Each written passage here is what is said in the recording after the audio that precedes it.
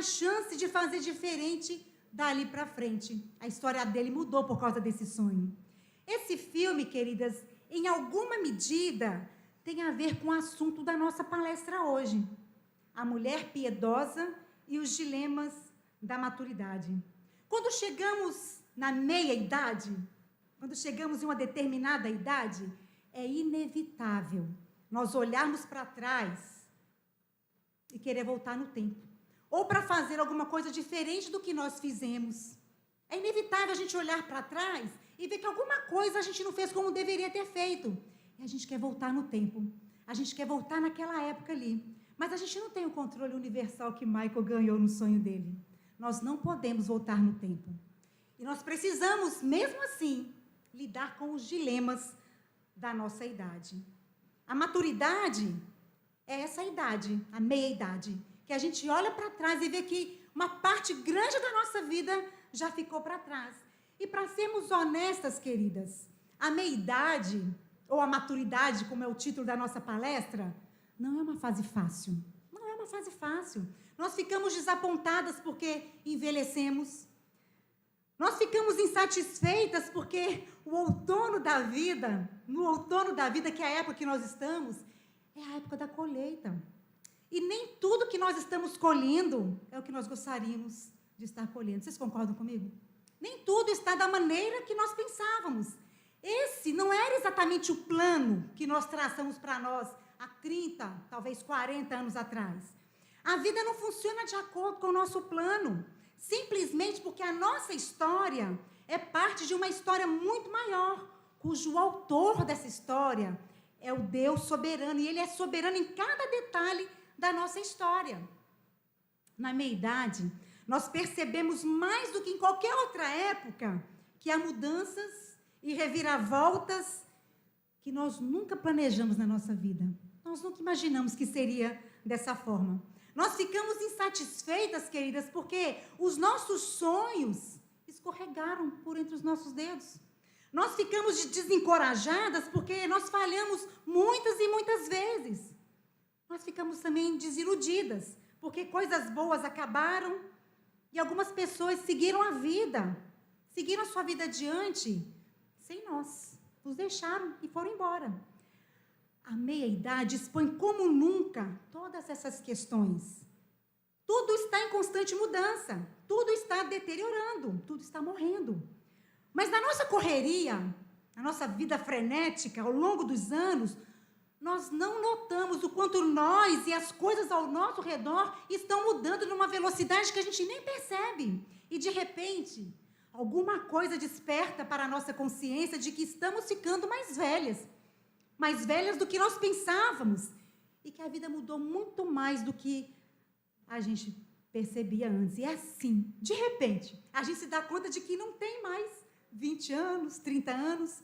E essa consciência repentina, essa desorientação que a gente enfrenta, quando de repente a gente se dá conta de que metade da nossa vida já ficou para trás, eu brincava lá em casa com os meninos e falava assim, já estou descendo a ladeira, né, na vida, né? Acho que falta menos para frente do que eu já vivi para trás. E essa consciência repentina, e essa desorientação que essa consciência de repente nos dá, ou os dilemas que surgem a partir daí, do momento de que a gente realmente se dá conta que nós não estamos tão novinhas assim, é o que nós chamamos de crise da meia-idade. E o que nós chamamos aqui na nossa palestra de dilemas da maturidade. Quem já ouviu falar da crise da meia-idade? Quem já ouviu falar? Ela é real, ela acontece. Talvez algumas de vocês também estejam enfrentando os dilemas dessa crise da meia-idade. Enquanto eu preparava aqui essa palestra, eu me vi em muitos deles, em vários deles. E talvez vocês também estejam enfrentando alguns deles. É claro que cada uma de nós tem uma história única, e cada uma de nós vai responder de uma forma diferente a cada um desses dilemas. Talvez a luta da maioridade, da maturidade, esteja tão grande que hoje aqui você pode até estar se sentindo sem esperança. Não tem mais o que fazer. A luta é grande demais. Rendrica falou muito sobre aflição, sobre tribulação. Mas quando a gente é mais jovem, parece que a gente tem mais energia para essas coisas, né? Talvez você está aqui pensando que não tem mais esperança. Independente da luta, querido, independente da dificuldade, independente do dilema que nós estamos vivendo hoje, há em nós, em cada uma de nós, um Redentor vivo e ativo, que está nos transformando a cada dia.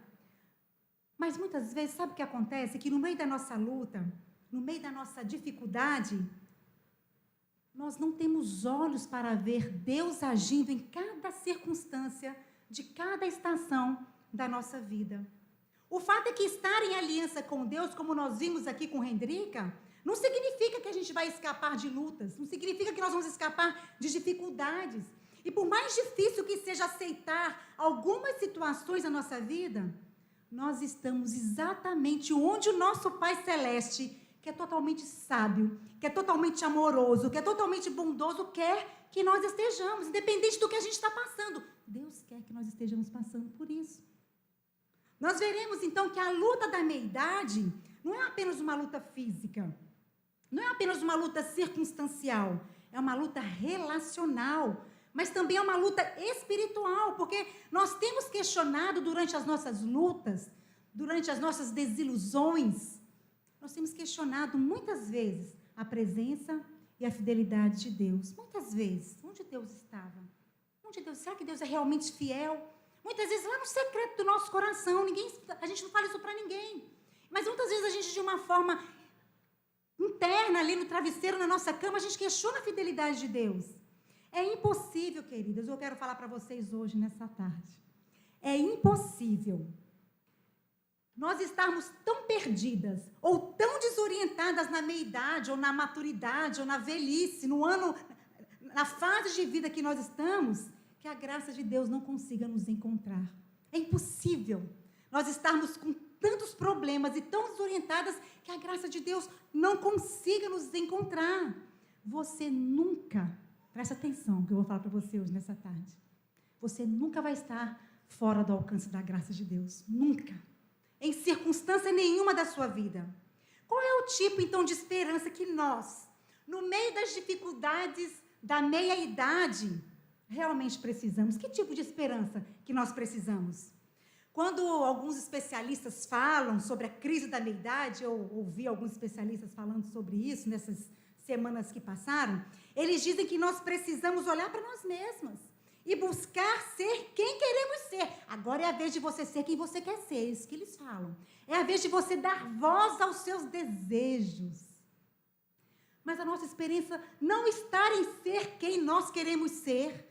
A nossa esperança não está em dar voz aos nossos desejos, mas a nossa esperança está no fato de que o mesmo Deus que escolheu não nos livrar desse mundo caído, o mesmo Deus, Ele nos livra de nós mesmas. Ele nos livra de nós mesmas e nos sustenta em pé no meio das desilusões, no meio das nossas fraquezas, no meio das nossas desorientações, nos meios das nossas tentações. E é nesse processo, queridas, da aflição, da fraqueza, da desorientação, é nesse processo que nós não apenas vamos sobreviver, mas é nesse processo que nós vamos crescer. É nesse processo que nós mudamos, saindo dessas dificuldades com uma fé mais firme. Com uma fé mais firme.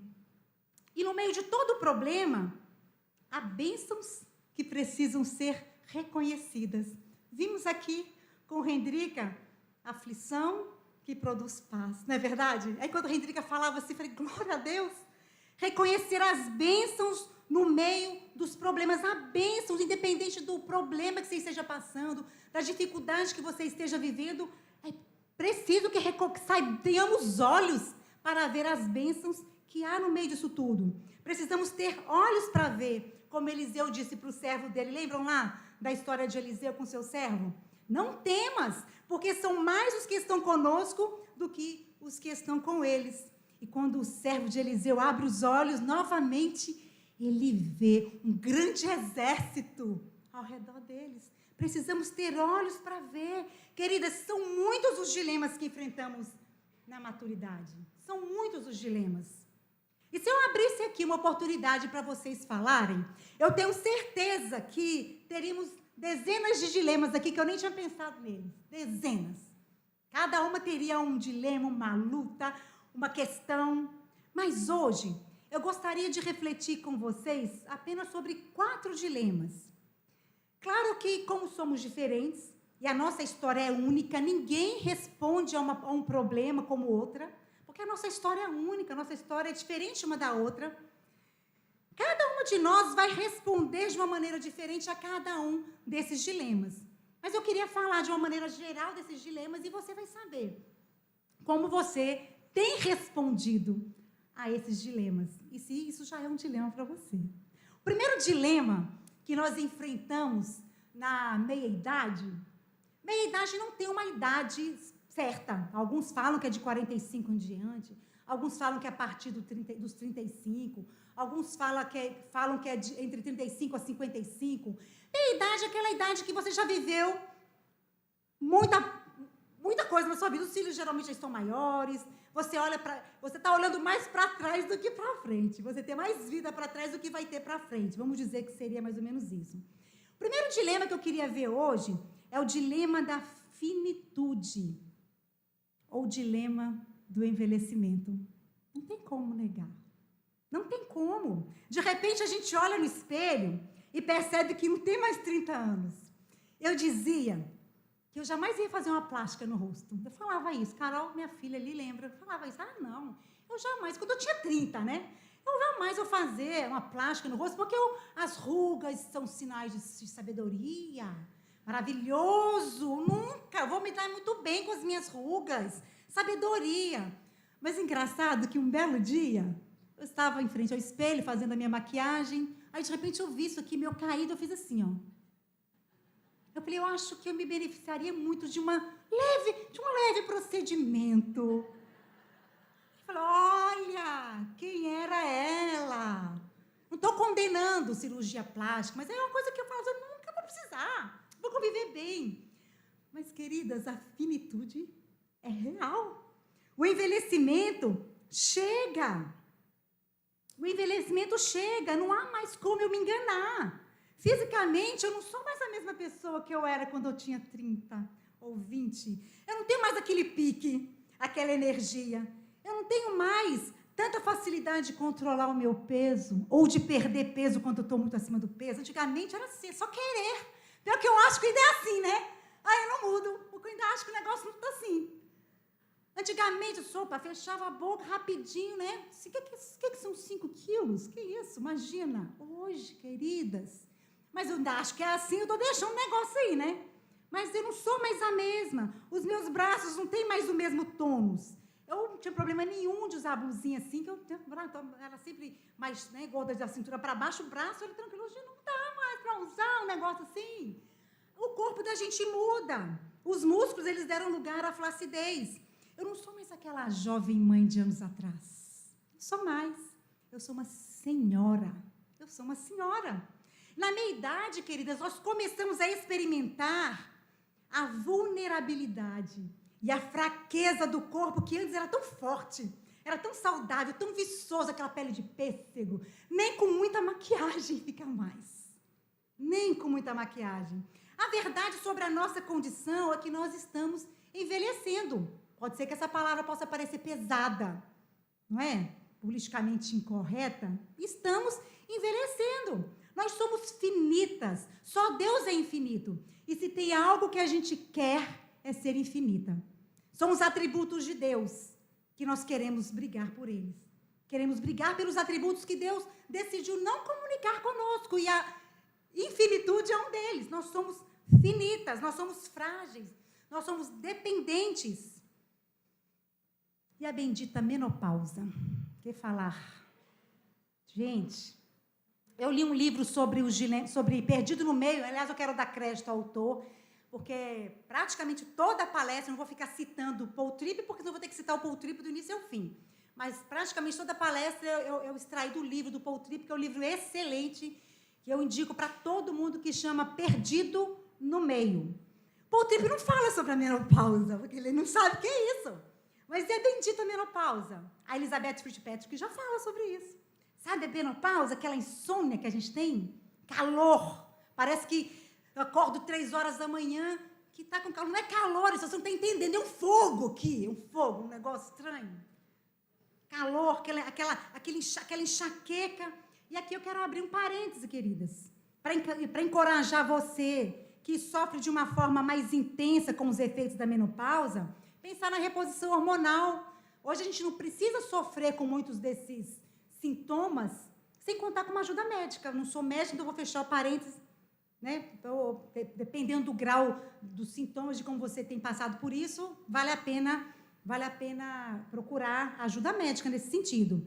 Fraqueza, envelhecimento, tudo isso faz parte da meia-idade. E isso é inevitável. Alguém disse uma frase, eu achei tão interessante, a frase diz o seguinte: a idade é um preço muito alto que se paga em troca da maturidade. É bom ser madura, não é?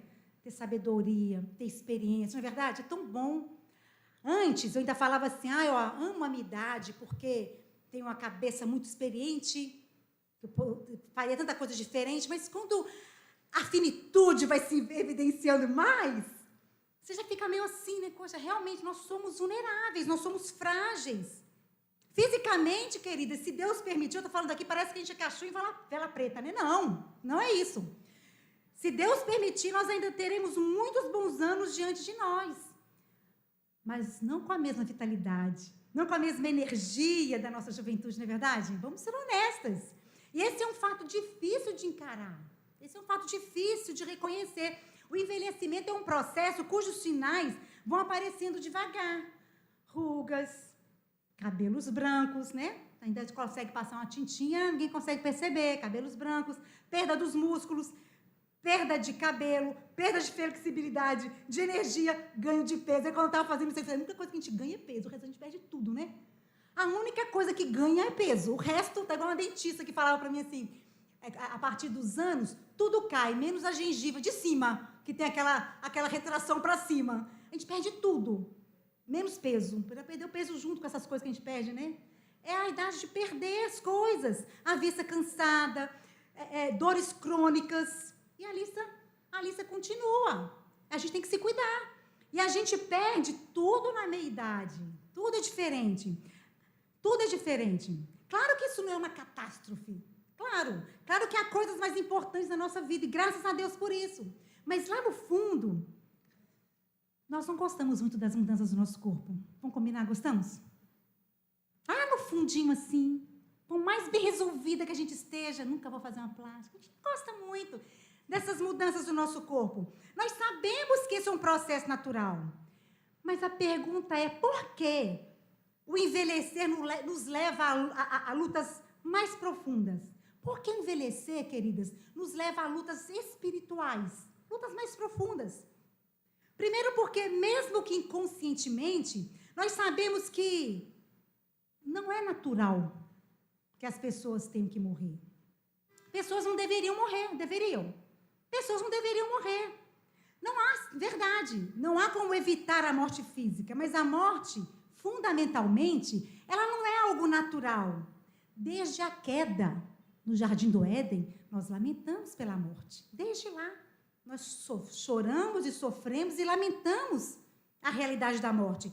E essa rejeição da morte, ela faz parte do desejo universal pelo que deveria ser antes do pecado. Nós somos criadas não para morrer, mas para viver.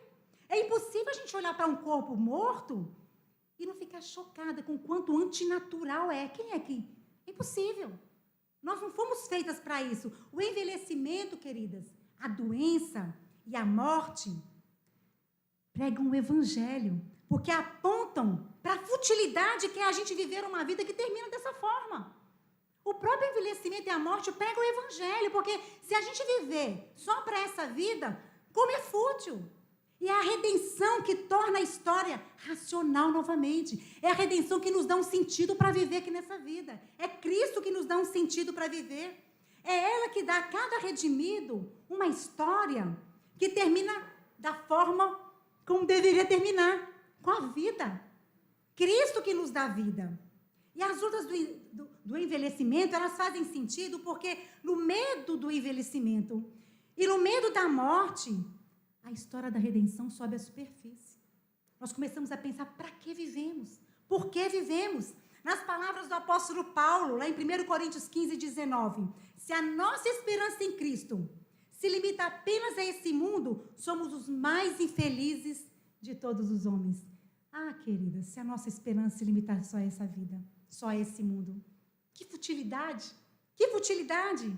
Lidar com o envelhecimento também é algo difícil, porque nós vivemos numa cultura que é obcecada pelo corpo, uma cultura que é obcecada pelo físico, pela beleza. Isso torna a luta contra o envelhecimento ainda mais desafiadora, ainda mais difícil. E não apenas isso. Na pós-modernidade, a vida é reduzida à pessoa física vivendo no mundo material. Nós queremos saber apenas do que é físico, do que é concreto, do que é material. As coisas mais importantes para nós, no mundo pós-moderno, para a nossa cultura, é aquilo que nós podemos tocar, aquilo que nós podemos quantificar.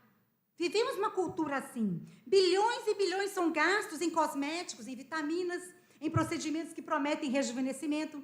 Milhões de pessoas estão se reformando, alterando, esculpindo seus corpos.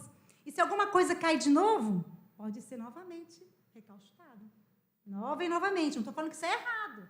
Não estou falando que isso é... Eu já falo, eu estou precisando de um negócio desse também. Negócio assim, lidar com o envelhecimento faz parte da nossa natureza. O jornal Estado de Minas publicou que de 2002 para 2022 para 2023, cresceu em 390% os procedimentos estéticos no Brasil. Poucas coisas demandam mais tempo e dinheiro das pessoas do que a aparência física. Estava eu me preparando para vir para cá, terminando de me organizar. Carol, qual roupa você vai usar? Falei, não sei, qual roupa? Não sei. Fui lá no armário e peguei esta roupa. Mas enquanto eu passava essa roupa, eu pensei, será que eu estava com ela no congresso há 2 anos atrás? Nos preocupamos com a nossa forma física, com a nossa aparência física. E esse é um vício cultural que todas nós vivemos debaixo dessa influência da cultura que nós estamos. Uma cultura que é obcecada pela juventude e que tende a desprezar o envelhecimento. Uma cultura que tende a desprezar o idoso, o velho. A Bíblia olha para a juventude, queridas, e para o envelhecimento de maneiras totalmente contrárias à forma que a nossa cultura olha. Já parou para observar isso? Enquanto a Bíblia estime o vigor da juventude, a Bíblia vê a velhice como um sinal de bênção e concede honra aos mais velhos. Mas a tendência da nossa cultura é desprezar o envelhecimento e adorar a juventude. Você vai ser sempre jovem. Você vai ser sempre jovem. E esse olhar mostra o quão longe nós estamos de uma perspectiva bíblica da vida. A começar por nós. E esses valores culturais, estamos submersos nesses valores culturais. Somos influenciados por esses valores. Isso torna a luta contra o envelhecimento, a nossa luta contra o envelhecimento do nosso corpo, ainda mais difícil, ainda mais acirrada. Porque todas nós, de alguma maneira, somos afetadas pelos padrões de beleza que a mídia propaga. Lutamos contra o envelhecimento, como falamos, porque a morte não é algo natural. Lutamos contra o envelhecimento porque a nossa cultura foca no que é físico, no que é material, e idolatra a juventude.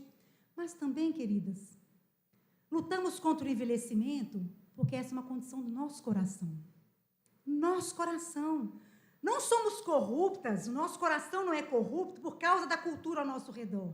A cultura que é corrupta por causa de nós, por causa do nosso coração. Não é a cultura que produz a condição do coração, mas a condição do coração produz a cultura. Percebe que a luta é muito mais espiritual, é muito mais do coração do que física? E se nós quisermos entender a luta contra o envelhecimento físico, nós não podemos olhar apenas para a cultura na qual nós vivemos. Nós precisamos examinar o nosso próprio coração e reconhecer humildemente que o problema começa conosco. Precisamos de uma mudança de coração. Precisamos de uma mudança de coração. Isso começa, não precisa começar na meia-idade. Isso pode começar na juventude. A nossa luta com as mudanças físicas na meia-idade, queridas, na verdade, revela os ídolos que têm estado conosco o tempo todo. A idade apenas traz esses ídolos à tona. Apenas revela para nós os ídolos que nós abrigávamos no nosso coração ao longo da nossa vida. Muitas de nós precisamos confessar que não temos confiado totalmente em Deus.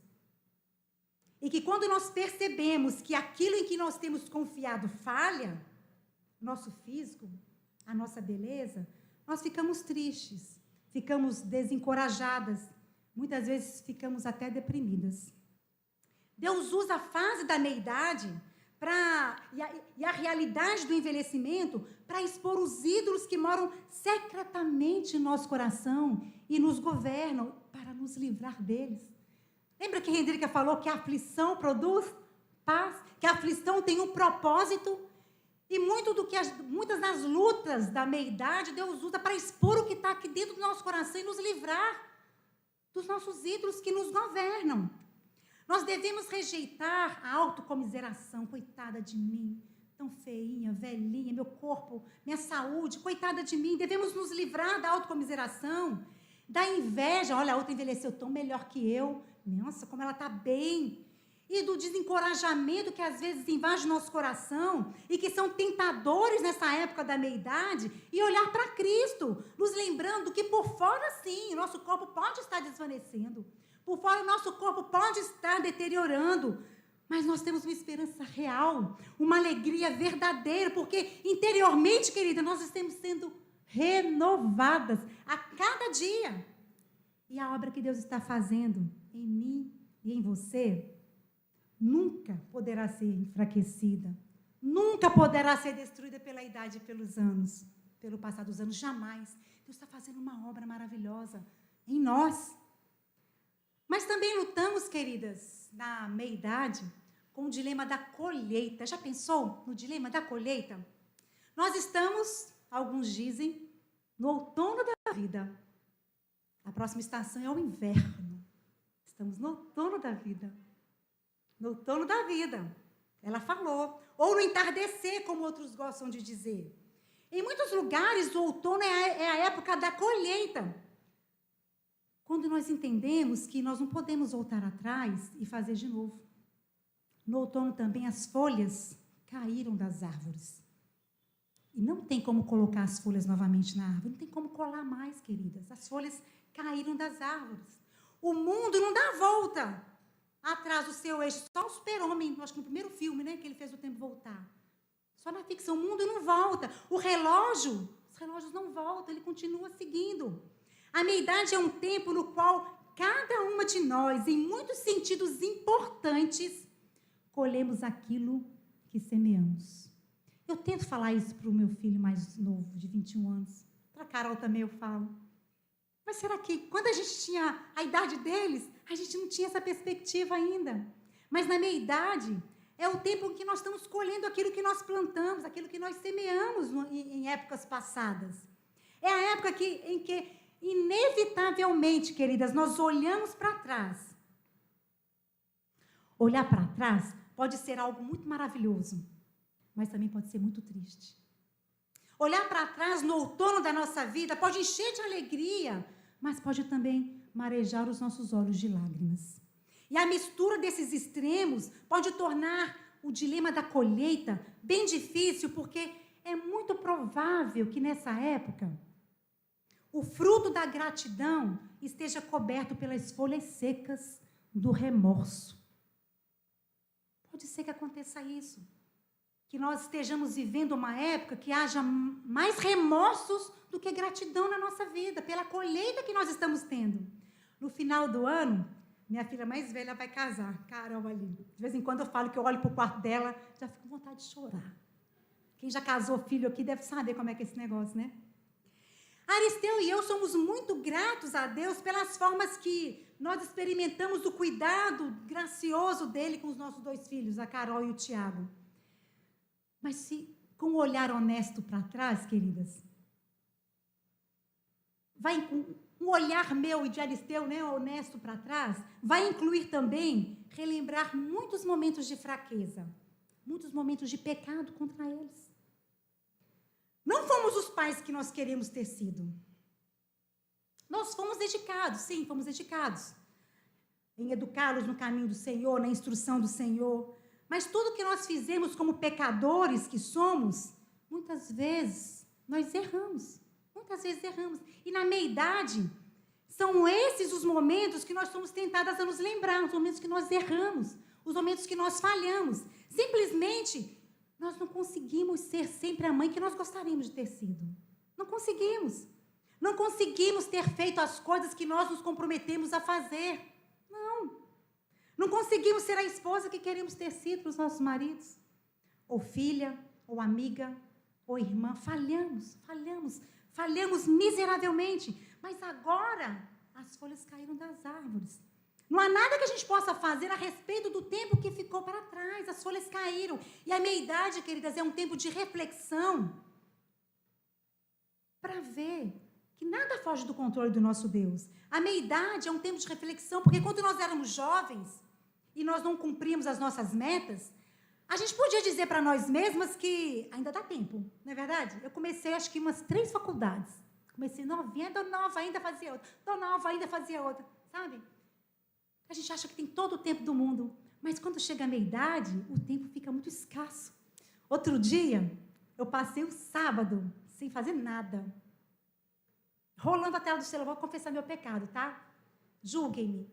Rolando a tela do celular. Aquilo me deu um mal-estar no sentido de que eu não tenho tanto tempo mais, sabe? É diferente o peso que isso traz para a gente num determinado momento da vida. Meu Deus, como eu desperdicei um dia inteiro. Um dia inteiro. Quando a gente tem mais vida para trás de nós, aqueles sonhos que a gente tinha dão lugar a reflexões. E sem perceber, queridas, nós estamos gastando muito mais tempo olhando para trás do que para frente. Nossa visão está lá para trás, como se a gente estivesse andando sempre olhando no retrovisor. É como se nós fôssemos espectadoras de nós mesmas, espectadoras de quem um dia nós fomos, olhando quem nós fomos um dia. E nem sempre nós gostamos do que nós vemos. Quando a gente olha quem a gente foi no passado, nem sempre a gente gosta do que a gente vê. Nós gostaríamos de ter sido mais sábias. Nós gostaríamos de ter tido ouvidos mais atentos. Gostaríamos de ter tido uma mente mais clara. Gostaríamos de ter tido um coração mais terno, de ter tido mais compaixão, mais doçura, mais amor. Gostaríamos de ter sido mais piedosas. Mas não tem como voltar atrás, queridas. As folhas caíram das árvores. Houve um tempo, antes da queda, que não havia lugar para remorso. Não é? Antes da queda não havia lugar para remorso. Mas no mundo caído, o mundo caído é um lugar onde o remorso vive. Inevitavelmente. É o valor que dei às coisas que não valiam a pena. Isso fica corroendo a nossa mente. Eu dei tanto valor às coisas que não valeram a pena. É o dinheiro que eu gastei sem necessidade, que resultou num aperto financeiro. É o conflito que eu deixei crescer, que se transformou numa ferida. É a carreira que eu permiti que tomasse o lugar da minha família. É não ter tido muito tempo com os meus filhos e dedicado a eles o meu tempo. E ter dedicado aquele tempo aos meus próprios interesses. É não ter sido paciente, compreensiva o suficiente com os outros. São tantas coisas, tantas coisas. Ter estado muito ocupada. Os ídolos que eu deixei comandar meu coração governaram a minha vida. A meia-idade, queridas, é uma fase na qual escavamos os anos que passaram da nossa vida. E, geralmente, é difícil a gente encarar o que a gente descobre. Porque o que a gente escava e descobre expõe quem eu tenho sido ao longo do tempo. Mas eu pensava que eu era diferente. Mas aí eu tenho a noção de quem eu realmente sou. E vocês lembram de Pedro? Quando Jesus... Pedro disse que jamais trairia Jesus. Ele tinha uma imagem dele de ser muito corajoso. Na verdade, ele não era aquilo que ele achava que ele fosse.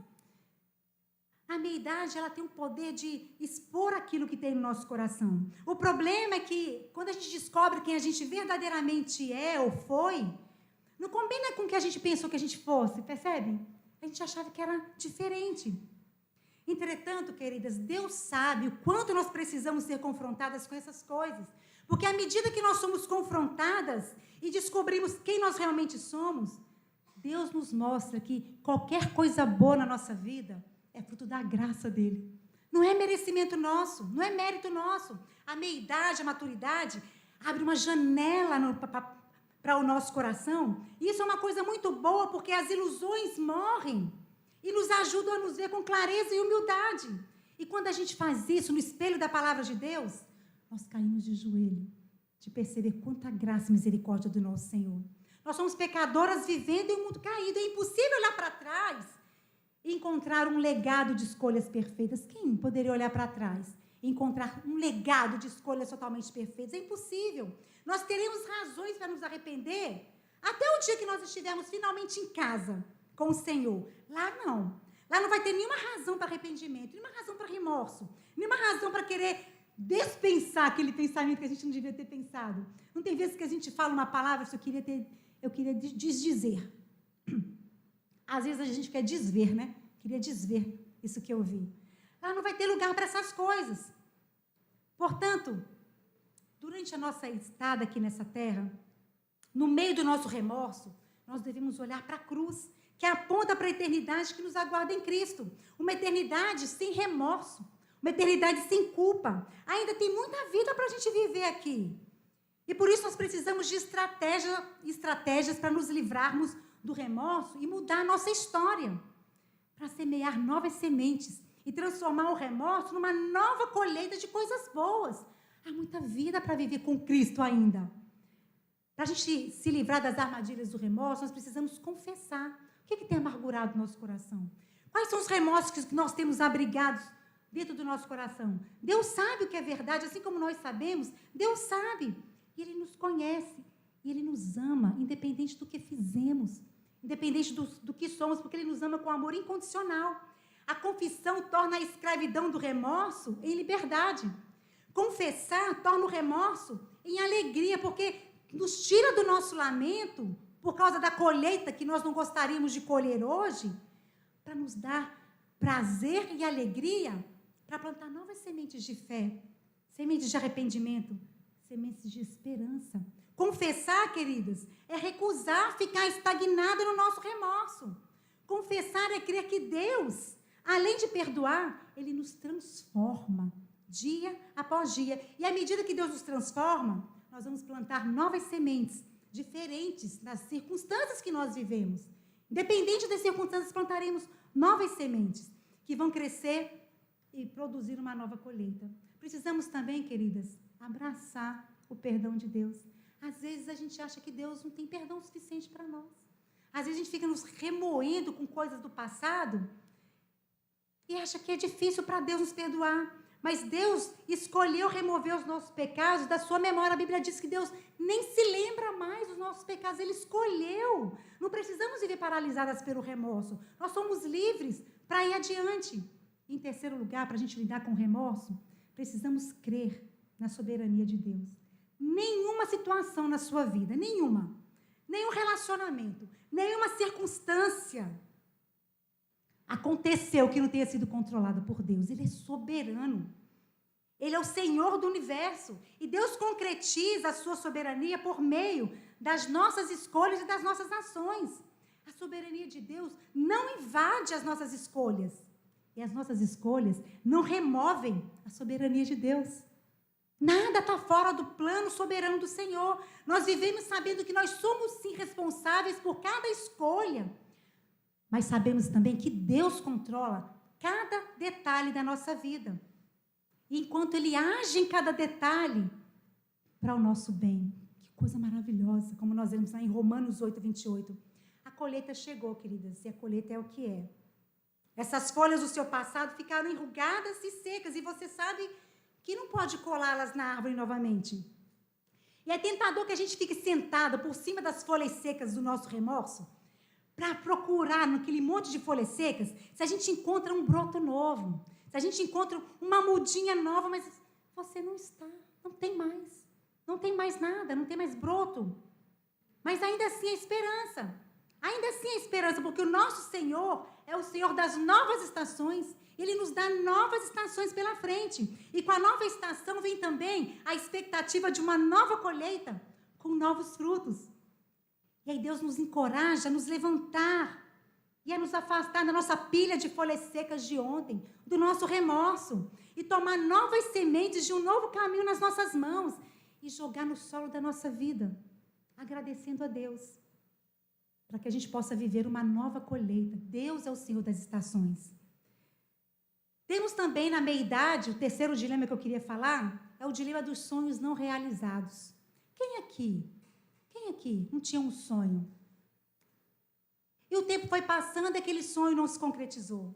Na meia-idade, não tem só o dilema do envelhecimento, o dilema da colheita, mas também o dilema dos sonhos não realizados. Todas nós sonhamos ao longo da nossa vida e tentamos construir a torre dos nossos sonhos.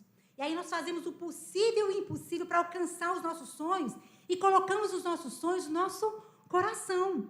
Mas chega o dia, queridas, que nós percebemos o quanto os nossos sonhos estão distantes de nós. Nós pensávamos que fôssemos conseguir realizá-los, mas ele escorregou por entre os nossos dedos. A meia-idade tem uma guerra entre os nossos sonhos e a realidade. Não dá mais tempo de fazer aquilo que eu pensava que eu poderia fazer aos 20 anos. Nós não percebemos, mas nós colocamos a nossa esperança de vida na coisa errada. Colocamos a nossa esperança nos nossos sonhos. E os nossos sonhos tendem a se tornar um substituto para o único que realmente pode nos satisfazer, que é o nosso Senhor, nosso Salvador Jesus Cristo.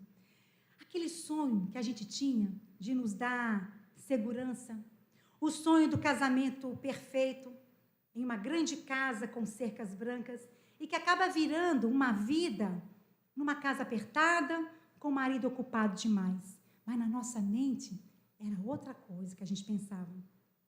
Aquela esperança de uma família perfeita dá lugar à realidade de que todos são pecadores. Todos são pecadores. Quando permitimos que os sonhos capturem o nosso coração, nós estamos em perigo. Sonhos morrem. Sonhos nos desapontam. Não é errado sonhar, desde que junto com o nosso sonho haja a lembrança de quem nós somos e de quem Deus é. E mesmo que o nosso sonho venha a se cumprir, temos a consciência de que eles não são capazes de nos satisfazer.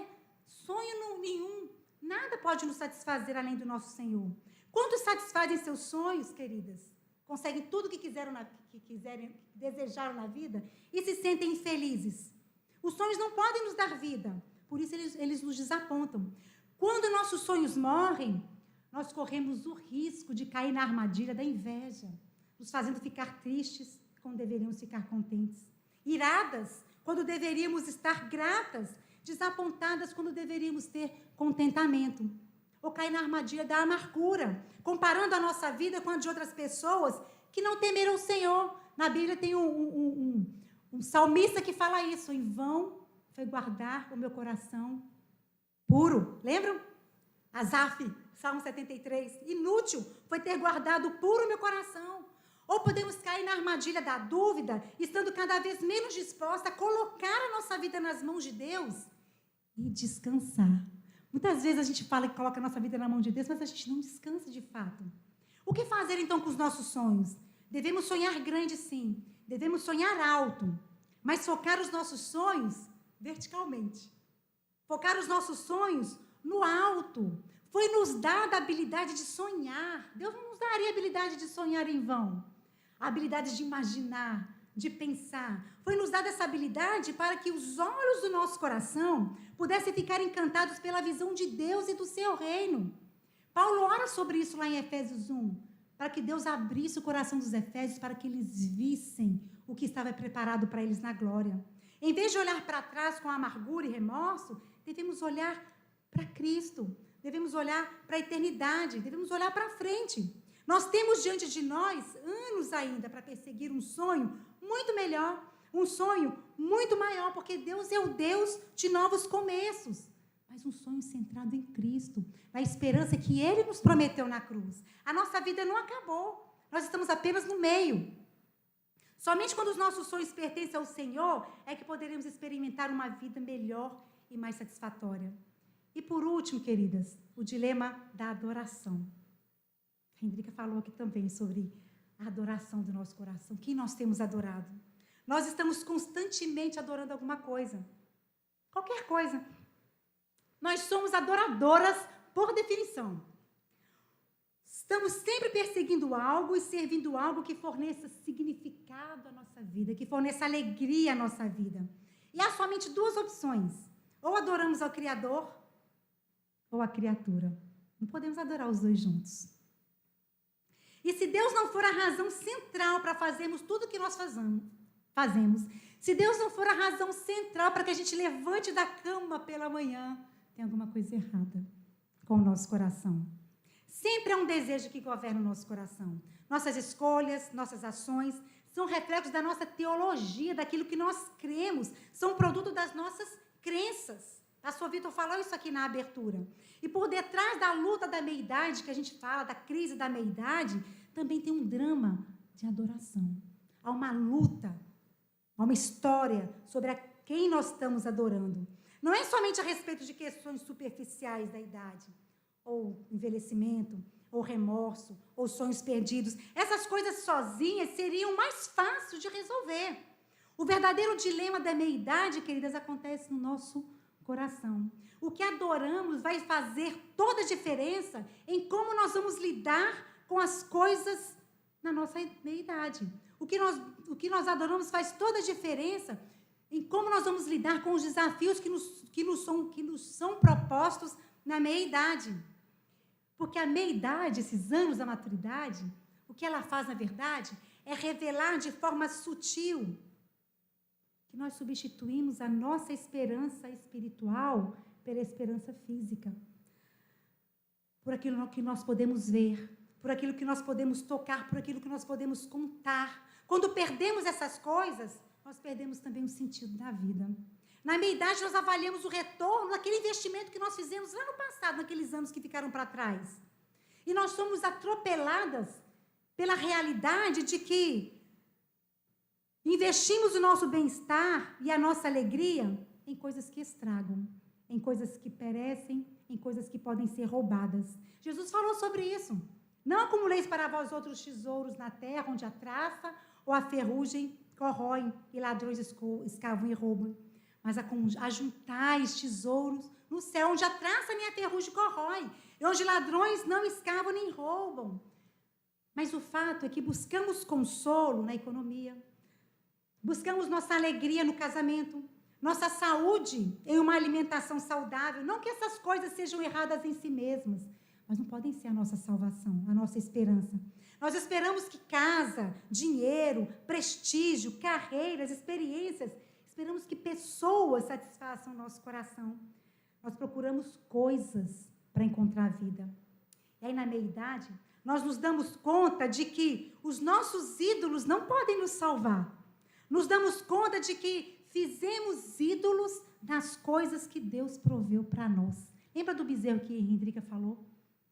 Na meia-idade, nós nos damos conta de que o que Deus nos deu para o nosso bem, nós transformamos em ídolos. Sabe quem fez isso na Bíblia? A gente lê lá em Êxodo 34. O povo de Israel. Vocês se lembram que quando eles foram libertos do Egito, Deus fez com que o povo egípcio desse para eles ouro, e eles saíram de lá cheios de ouro. Vocês se lembram? O povo do Egito deu liberalmente para eles ouro, eles saíram de lá com muito ouro. Mas no deserto, bastou Moisés se afastar um pouco, eles não quiseram esperar Moisés voltar. Eles fizeram do ouro que receberam de Deus um bezerro para adorar, queridas. Fizeram um bezerro para adorar. Deus proveu com ouro na nossa vida. Deus proveu para nós o ouro da amizade. O que a gente faz com esse ouro da amizade? Nós passamos a desejar mais a aceitação das pessoas do que a aceitação de Deus. Temor de homens. Deus proveu para nós o ouro do casamento e da família. O que a gente faz com esse ouro que Deus nos dá? A família se torna mais importante do que agradar a Deus. Fazemos bezerros de ouro.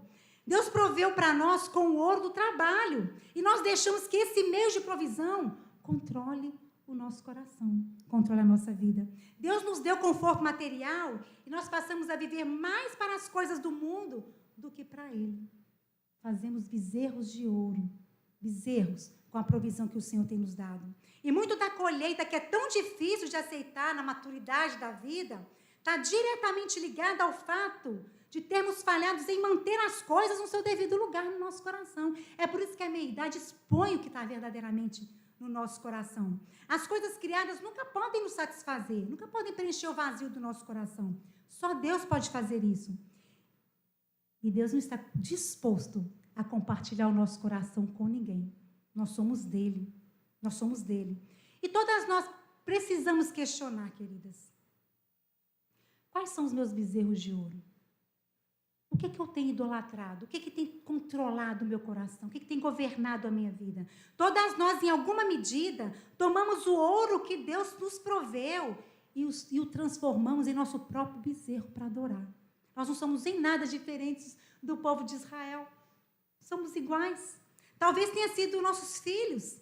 E quando eles saíram de casa e o ninho ficou vazio, você se sentiu como se sua vida tivesse acabado. E não sabia o que fazer com você mesma. E agora? E agora? Talvez fosse a sua saúde, a sua aparência física. Você extraía mais identidade de ser bonita e magra do que jamais imaginou. E as mudanças que vêm com a idade têm sido difíceis de digerir, porque revelam aquilo que estava no seu coração. Talvez, queridas, tenha sido acumular bens. E agora que os anos chegaram, aquela casa grande te deixa vazia. Aqueles móveis chiques não significam mais nada. Talvez os seus bezerros de ouro ainda estejam lá no seu coração, bem abrigados, e você não os vê. Você não consegue identificá-los. O que em sua vida, nesse exato momento, tende a tomar o lugar que pertence só a Deus? O que tem tomado a adoração que pertence só ao Senhor? Todas nós somos atraídas para um banquete interminável de substitutos de Deus. Nosso coração é uma fábrica de ídolos, Calvino dizia. Deus está trabalhando ativamente para nos libertar daquilo que nos escravizou.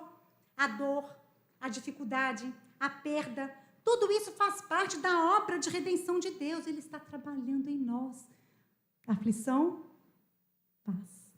Ele está trabalhando em nós.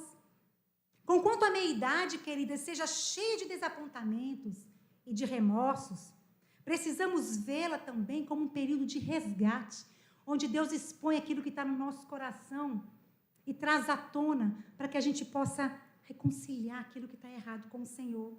Quando nos sentimos perdidas e sozinhas, nós devemos lembrar de que nunca estamos sozinhas. E muito da dor que sentimos é a dor da graça.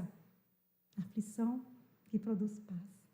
A dor da graça, queridas. Somos amadas e nós estamos sendo levadas para um lugar onde a alegria é muito mais profunda, muito mais intensa, onde podemos encontrar a alegria que jamais termina.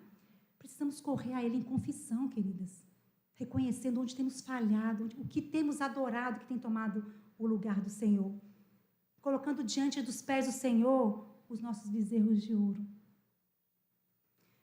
Partindo aqui para a conclusão, a maturidade, precisamos olhar para essa fase que estamos vivendo da meia-idade, na perspectiva da eternidade. A vida é bem parecida como estar no meio de um drama, de um romance. Dia após dia. A nossa vida é uma história. Nós somos surpreendidas com coisas que não faziam parte do nosso plano. Nossos filhos fazem escolhas que nós não gostaríamos que eles fizessem. Um dia nós recebemos um diagnóstico que não fazia parte do nosso plano, de repente estamos com uma doença grave.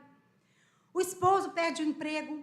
Ou olhamos para o nosso casamento e vemos que não é como pensávamos. Nenhuma de nós chegou a dizer que chegou até esse momento da vida exatamente como planejou.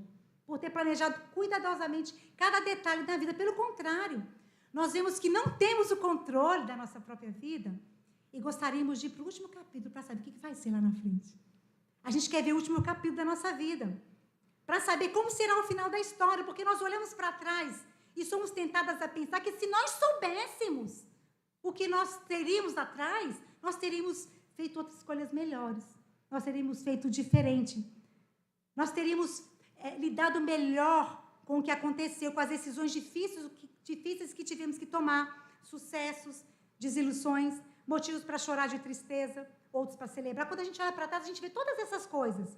Coisas que gostaríamos de desfazer e outras que a gente gostaria de fazer novamente. A vida é agridoce, não é verdade? É triste e é feliz. Momentos de felicidade, momentos de tristeza. Por que as coisas aconteceram desse jeito, a gente se pergunta? Por que não foi diferente?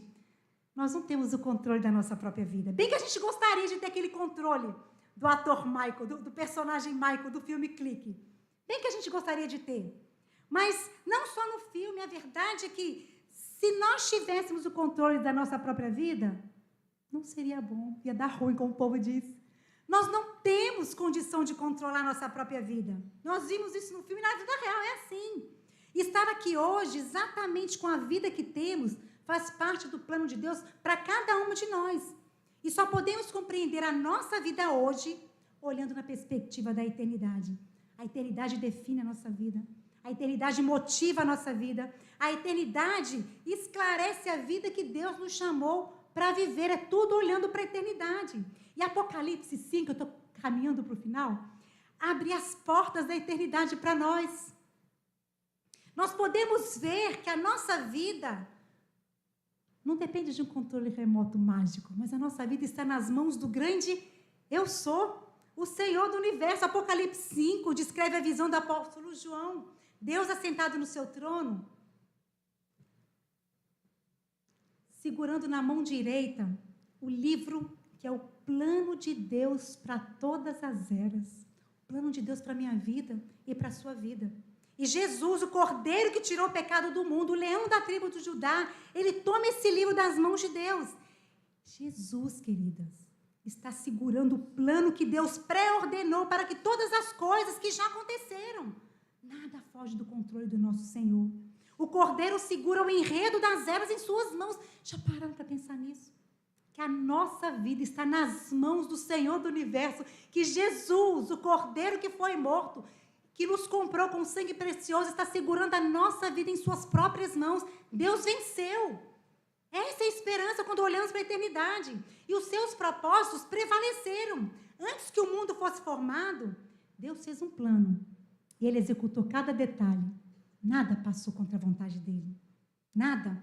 Eu e você fazemos parte desse plano, queridas. Não é o nosso plano. A nossa vida não é sobre nós mesmas.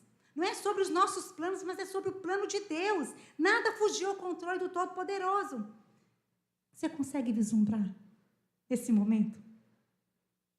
Consegue vislumbrar esse momento de glória e de adoração? Jesus é digno de tomar o livro das mãos de Deus, o livro das eras, a história das eras, e abrir o selo, porque ele foi morto.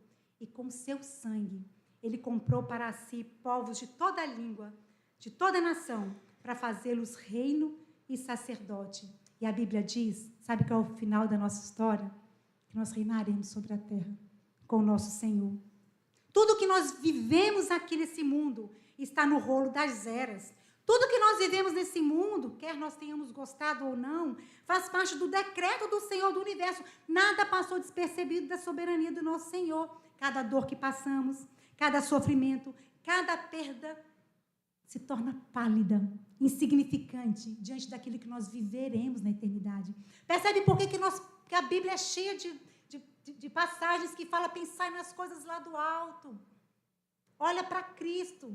Olha para a eternidade, olha para o lar celestial, porque a nossa leve e momentânea tribulação produz para nós eterno peso de glória. Eu acho maravilhoso os contrastes que a Bíblia faz. A nossa provação é leve e momentânea, mas a glória é pesada e eterna. Não tem comparação. E Deus nos convida, queridas, para as salas da eternidade, porque nós precisamos dessa perspectiva enquanto nós enfrentamos as dificuldades e as desilusões desse mundo quebrado. Muitos sonhos se evaporam. Muitas pessoas nos decepcionam e, apesar de todo o nosso esforço, de todo o cuidado com o nosso corpo, a gente continua envelhecendo, dia após dia. Ainda haverá muitas coisas para nos lamentarmos até o dia de estarmos diante do nosso Senhor. Mas nós podemos confiar na única coisa que é verdadeira e totalmente certa. Deus é maravilhoso em sua sabedoria, em seu poder e em graça. Ele vai cumprir tudo o que Ele prometeu. E vai chegar o dia, querida, em que nós estaremos de pé diante do nosso Senhor, diante do Cordeiro. Nós estaremos juntas no grande coro celestial, louvando e cantando ao Senhor do Universo. E no capítulo 7, João nos convida para imaginar essa cena. E se a gente ler lá o capítulo 7, a gente vai ler que no meio daquela multidão onde nós estaremos, milhares de milhares, Deus se levanta do trono. E Ele começa a caminhar em direção dos santos. e seca cada uma de suas lágrimas. Sabe, cada lágrima, cada dor, cada sofrimento, cada uma de nós, queridas, uma por uma. O Deus que venceu, que leva a nossa vida em suas mãos, Ele leva as suas mãos em nossos olhos e enxuga nossas lágrimas. É nessa perspectiva que a gente tem que olhar para a eternidade. Você pode ouvir o nosso Senhor dizendo: não precisa chorar mais. Acabou. Eu venci. Não haverá mais dor, nem fome, nem sede, nem calor fustigante, nem cansaço. Queridas, nos dilemas da maturidade, Deus nos deu olhos para ver o que nós não tínhamos visto antes. É sobre reconhecer a redenção no meio das dificuldades. A maturidade não é uma época de jogar toalha, de dizer que acabou, mas é uma época de crescimento. Começando por reconhecer que nada, nem relacionamento, nem carreira, nem beleza, nem família, nem prosperidade material, nada pode competir com a glória de ser amada pelo Senhor do Universo. As nossas lutas são as nossas lutas da graça, porque nos fazem chegar melhor quem somos e melhor quem Deus é. Que o Senhor, querida, nos dê olhos para ver quem nós somos e quem o nosso Deus é. E o meu desejo para cada uma de nós é que possamos enxergar a nossa história como parte de uma história muito maior, olhando para a eternidade. Aquele dia que nós estaremos de pé, diante do Cordeiro, louvando e glorificando o nosso Senhor. Eu queria orar com vocês. Senhor, nosso Deus, te louvamos, ó Pai, engrandecemos o teu nome, o Senhor nos conhece, o Senhor sabe, ó Deus, das nossas dificuldades, das nossas limitações, dos desafios que enfrentamos, dos dilemas que enfrentamos, ó Deus, mas como é bom saber, ó Pai, que o Senhor segura em suas mãos a história da nossa vida, o enredo das eras, que nada passa despercebido à sua vontade, ó Deus. Nos dê olhos, Senhor, para viver nessa vida, olhando para o Senhor, sonhando, ó Pai, com as coisas do alto, o dia que estaremos contigo na eternidade. Coloca, Senhor amado, a eternidade, como o Jonathan Edwards pedia. Grave, Senhor, a eternidade nos nossos olhos. Em nome de Jesus. Amém, Senhor.